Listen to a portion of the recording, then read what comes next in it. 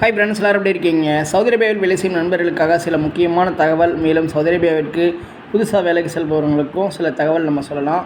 இப்போ சவுதி அரேபியாவில் வந்து பார்த்திங்கன்னா, இப்போ பொதுவாக வீட்டு டிரைவர்களாக பணிபுரிகிறாங்க பார்த்திங்களா, அவங்களுக்கு வந்து மேக்ஸிமம் வந்து கிட்டத்தட்ட அவங்களுக்கு இப்போ 2 வருஷம் வந்து அவங்க முடிச்சுட்டு ஊருக்கு வந்து போனாங்கன்னா, அந்த லீவுக்குரிய சேலரிலாம் வந்து தர்றதில்லை. மேலும் வந்து பார்த்திங்கன்னா, அவங்களுக்கு டிக்கெட் மட்டும்தான் வந்து கொடுக்குறாங்க. அதே மாதிரி இப்போ சப்போஸ் ஏதாவது இப்போ டிரைவிங்கில் வயலேஷன் ஏற்பட்டால் கூட அந்த வயலேஷனுக்குரிய அந்த அமௌண்ட் இருக்குது பார்த்திங்களா, அதை கூட வந்து டிரைவருக்கு தான் சிலர்லாம் வந்து அவங்களே அவங்களுடைய சம்பளத்துலேருந்து தான் வந்து கட்ட வேண்டிய சூழ்நிலைலாம் வந்து இருக்குது.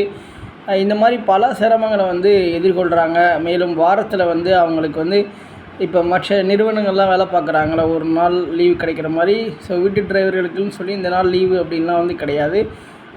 இந்த மாதிரிலாம் வந்து நிறைய சிரமங்களை வந்து எதிர்கொள்கிறாங்க. ஸோ இப்படிலாம் வந்து எதிர்கொள்கிறாங்க அப்படின்னா, அதாவது இப்போ முன்னாடியே வந்து நல்ல சம்பளத்தில் வந்து வர்றது தான் வந்து நல்லது. அதை விட்டுட்டு இப்போ நீங்கள் சவுதி அரேபியாவிற்கு வாங்க, வந்ததுக்கப்புறம் உங்களுக்கு சம்பளத்தை வந்து கூட்டி தருவோம் அப்படின்னு சொன்னால் அது வந்து நடக்காத ஒரு செயல் தான். அப்படியே உங்களுக்கு இன்க்ரிமெண்ட் பண்ணாலும், அதாவது கம்மியாக தான் இன்க்ரிமெண்ட் பண்ணுவாங்களே தவிர அதிகமாக இன்க்ரிமெண்ட்லாம் வந்து கொடுக்க மாட்டாங்கன்றதை தெரிஞ்சுக்கோங்க.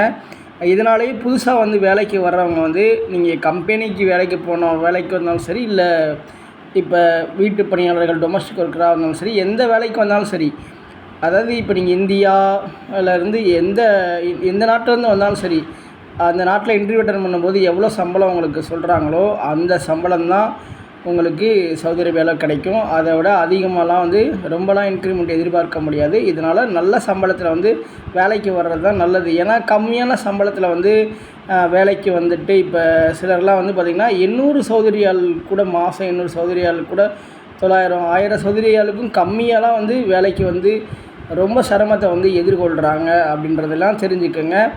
ஸோ அந்த மாதிரிலாம் வந்து வரதை தவிர்ப்பது நல்லது. விலைவாசிகளும் உங்களுடைய பர்சனல் பர்பஸுக்கே வந்து சில அமௌண்ட்டெல்லாம் ஒரு குறைஞ்சபட்சம் ஒரு 300 ரியாலாவது உங்களுக்கு மாதம் வந்து செலவாயிரும் அப்படின்றதையும் நீங்கள் தெரிஞ்சுக்கோங்க. அதனால் ஒரு 2000 ரியால் அந்த மாதிரி சம்பளம் இருந்தால் ஸோ வர்றது நல்லது. உங்களால் ஊருக்கு நீங்கள் வந்து உங்களுடைய செலவுகள் போக எவ்வளோ பணம் அனுப்புகிறீங்களோ அதுதான் உங்களுடைய உண்மையான சம்பளம். ஸோ இதெல்லாம் மதிப்பீடு செய்து சவுதி அரேபியாவுக்கு வரலாமா, இல்லை வேறு ஏதாவது நாட்டுக்கு வேலைக்கு வந்து செல்லலாமா, இல்லை ஊர்லேயே நம்ம ஏதாவது ஒரு வேலையை பார்க்கலாமா அப்படின்றத நீங்கள் வந்து முடிவு பண்ணணும். மேலும் நிறைய நண்பர்கள் வந்து சவுதி அரேபியாவுக்கு வந்துட்டு என்னென்னா ஒரு 2 மாதம் தான் இருப்பாங்க. ஸோ எங்களுக்கு வந்து சம்பளம் வந்து கட்டுப்படியாக மாட்டேங்குது, வேலை டார்ச்சராக இருக்குது, வேலை பிடிக்கலை, எப்படி ஊருக்கு செல்வது அப்படின்லாம் வந்து நிறைய சிரமத்தை எதிர்கொள்கிறாங்க. சிலர்லாம் வேறு வழியே இல்லை, நம்ம வந்துட்டோம், ஸோ எப்படியாவது வேலை பார்த்துட்டு தான் ஆகணும் அப்படின்ற ஒரு சுச்சுவேஷனில் குடும்ப சூழ்நிலைக்கு கடன்லாம் வாங்கி வந்திருப்பாங்க. ஸோ இந்த மாதிரி சிரமங்களில் நிறைய பேர் இருக்கிறாங்க.